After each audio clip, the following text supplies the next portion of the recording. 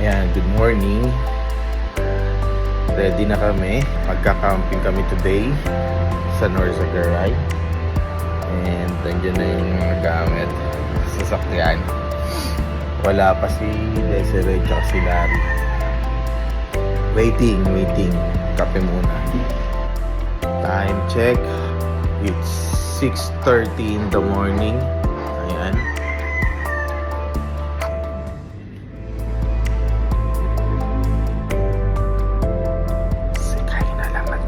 Si Mia gising na.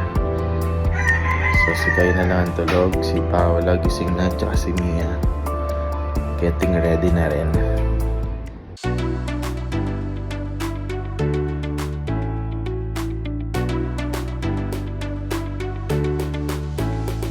It's 8:04 in the morning and nauna kami neto mga to, si Desiree kasama ko na, si Larry. Late siyang kanina. Andiyan yung mga bata. Yung asawa ko. Super ganda. Okay, nandito kami sa meeting place. Dunkin Donuts. Sa Dunkin. Hinihintay na lang namin si Dichi at saka si Achi. Yung pamilya nila. 8:40. Dumating na sila Dichi. Ayan na sila Aaron. Waiting na lang si Achi.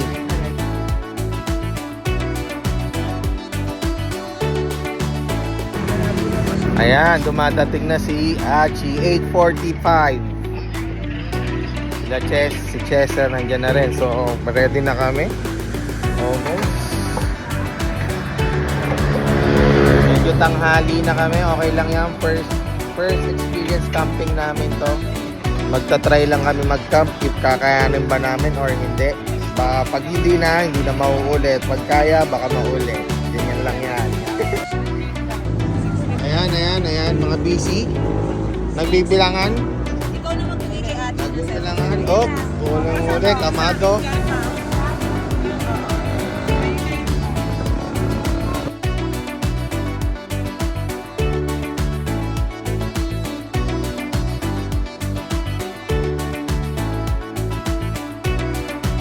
Siyempre, picture muna bago ang rides.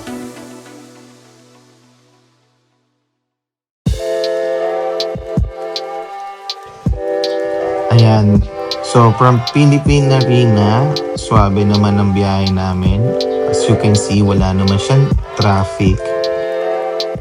At saka, okay na okay ang biyahe. Smooth na smooth. Dito mapapansin nyo, medyo kumipot na yung daan. Kasi medyo malapit na kami sa destination namin. Ayan, ilog na siya. Connected siya sa pinagliguan namin. Sa campsite. Medyo maskip lang talaga yung daan. Pero saktuhan na rin. Kayang-kayang dumaan. Ayan o. Kitang-kita naman. Konting ingat lang din syempre. Yan, by this time, medyo malapit na tayo. Kung mapapansin nyo, dikit-dikit kasi yan na campsite. Iba't ibang campsite names and location ng nandiyan. Magkakatabi lang sila. So, dito, mapapansin nyo, medyo na siya, rough road. Pero, medyo maluwag pa din. Kaya pa rin yan ng mga sedan. Medyo magbagal nga lang para maiwasan yung mga hindi magandang pwedeng mangyari.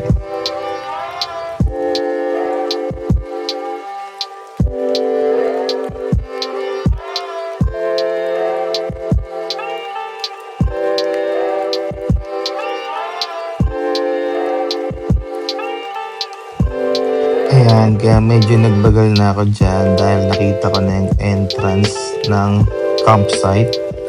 Ayan ay ang The Hideaway Campsite sa Norzagaray.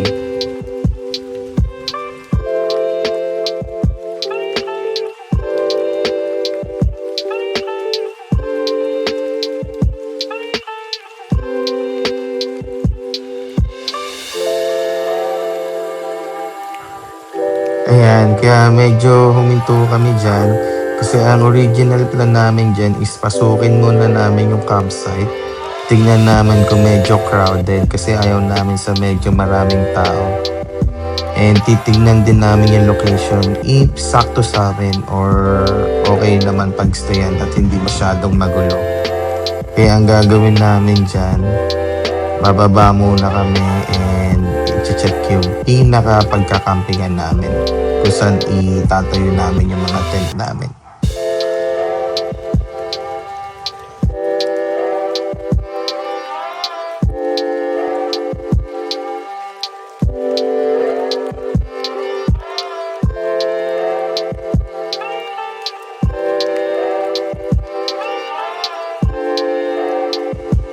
At ayan, nagpa-park na nga kami dahil nakita na namin yung loob. Okay naman, malinis, tsaka maganda naman yung site.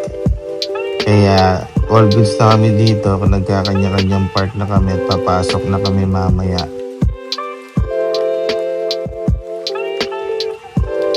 At ayan, dyan nakapasok na nga kami. And dito, nagdadalawang isip ako kung saan ako pa-park dyan. Kasi napansin ko medyo buhangin nga dyan. Dinagdag na buhangin lang yan, parang tinumpok na buhangin. So baka mabalaho nga ako dyan. So itatry ko daw dito, sabi din nung nagtutour guide sa amin dyan. Ngayon, ganyan, pumapasok na nga ako, medyo kabado. Pero ayan, napahinto ako dyan dahil nga dun sa puno na maliit na yon. Huminto ako at hindi ko akalain na mababalaho nga ako dyan. Ayan, makikita niyo si Paula, sinasabihan ako bakit ako huminto. Kasi nga dahil sa puting kotse din, sa nakatabi ko at saka dahil doon sa maliit na puno, medyo nailang ako, medyo nagbigal hanggang sa huminto na yung kotse at hindi na ako makaabante. Ayan, tatry pa nga ni Paula, itulak yung kotse. Oh, talaga, akala mo naman kaya. Hindi pala. At diyan nga sabi ko, kailangan na lang natin itulak dahil konti na lang naman. At dito nga, mapapansin nyo si Chester at si Achi ang unang nakapag-build ng tent nila. Kami naman, yung iba ay busy rin sa pag-build ng tent. At yung mga babae naman ay may kanya-kanyang work. Ang mga babae ang bahala sa pagkain at ang mga lalaki naman ang bahala magtayo ng kanya-kanya naming tent.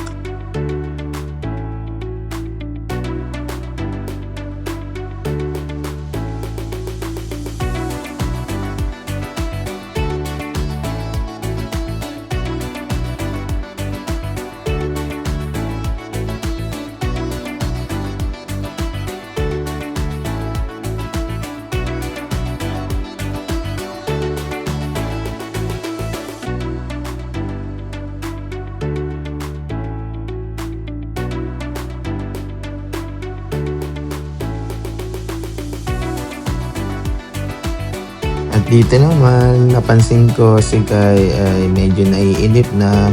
Tapos tinanong niya rin ako, "Daddy, can I help?" Sabi ko naman, "Sige, tulungan mo ko." Yan din ang isa sa maganda dyan is parang bonding yun na rin yan magtatay or mag-ina. Para at least kahit papano nalalaman nila na may tulong din sila.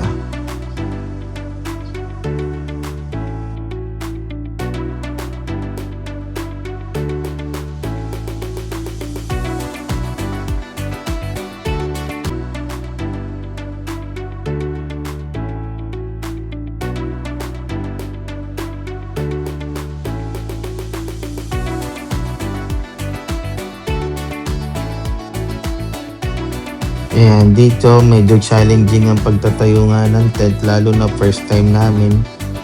Ayun, tumumba na nga yung CR namin, pati yung tent namin parang 50-50 na. Mukhang masisira na rin sa lakas ng hangin.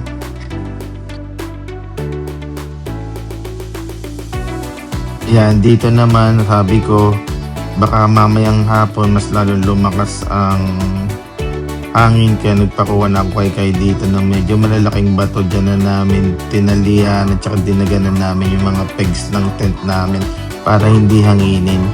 See? Kita niyo yan? Yung mga bata, may tulong yan. Pwede mong utos-utusan yan. At the same time, para sa kanila, kasi ang masaya na sila niya, nakakatulong sila. Yan, sa mga makakapanood na to, na mga hindi naman kami kilala, uulitin ko, first time ulit namin to. First time namin mag-camping at magtayo ng tent.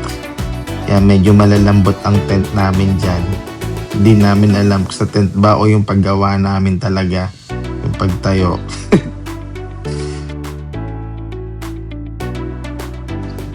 Ayan, at hindi pa nga rin ako mapakali kasi iniisip ko tsaka na-imagine ko baka mamayang gabi mas malakas ang hangin. Pag natutulog kami, bigla na lang tangayin yung tent tapos wala nang ilaw. Mas mahirap magpatibay ng tent at magtayo. Kaya yan, isip ako ng isip paano ko patitibayin yung tent na 50-50 ang buhay. First timer eh.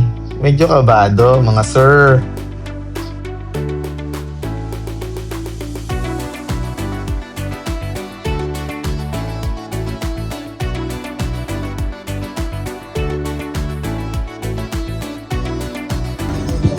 Ayan, ang medyo negative comment ko lang sa campsite na to, pinapayagan nila may nagbibideo, okay? Dinig nyo ba?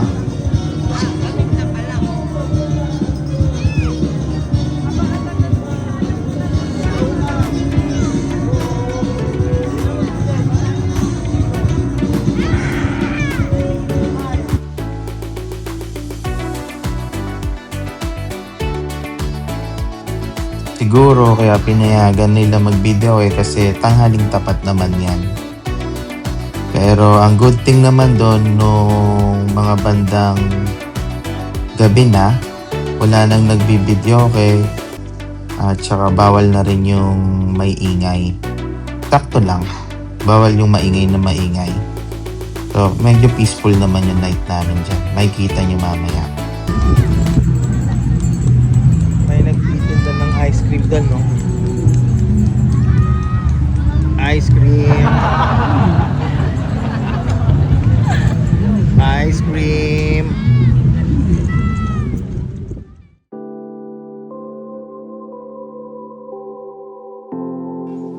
Oh, ayan, si ChatGPT na nagsabi niyan.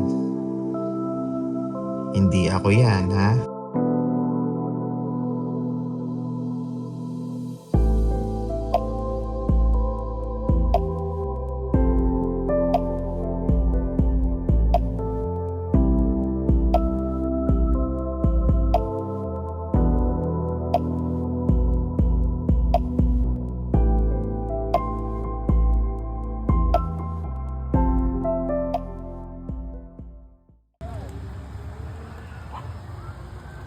Ayan, kapag hapon pala dito sa Nasagaray, tumataas yung tubig sa ilog.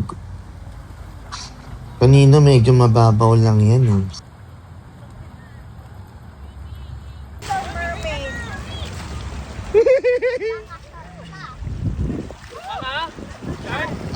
At hindi nyo! At hindi! Wala, lalo na dito nagsashampoo. Ang lupit nyo! May bonfire na sa kabila, guys. Alright, Kai, are you okay? Hold na kami.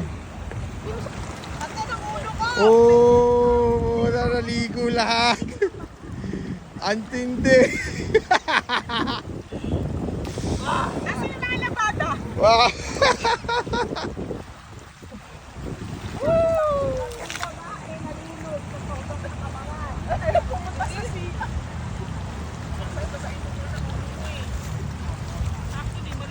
Ay, palitan mo na si Kay dito.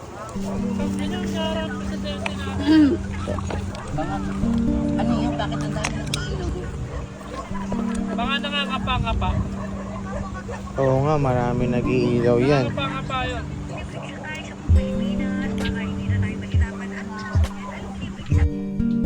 At ayan, ito yung pinaka-favorite time ko nung nag-camping kami. Yung chill na chill lang, ka lang, kwentuhan lang, puro kwentuhan, walang katapusang kwento. Nakakatakas ka sa mga problema mo. Lalo na pagka-close mo talaga yung mga kasama mo, syempre. Nasa kasama yan eh.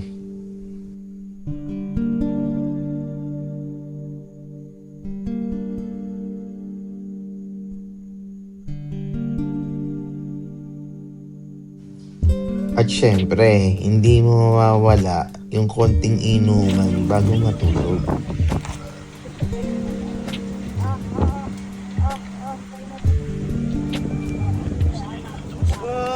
Let's go! Let's go! Cheers! Cheers! Naka-go ba?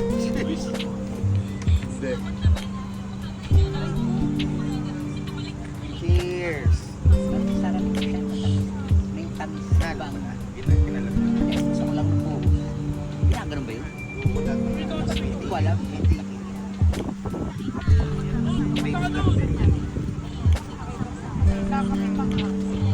Ano yan? Larry. Burpon na yan. Standing ako. Pagtapos ka namin. Bro, meron ng isa na. Oh, tigilan nyo girls. Tequila rolls for the girls. Yan, shake mo. Ako nasira na to. Oo. Ano lang?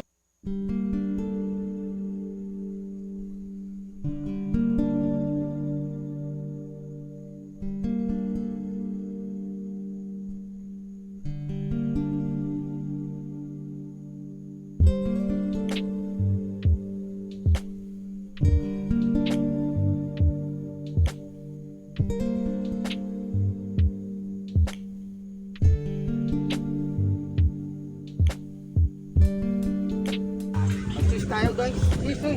Cheers. Oh, nakabukas na yung hotspot ha. Kanina pa tayo. Larry, ano yan? Lalagyan mo na. Wait lang. Kasi malasing ako, makatulog agad eh. Oo, painumin si Larry. Okay pa rin to. Hindi pa siya magtapang na matapang.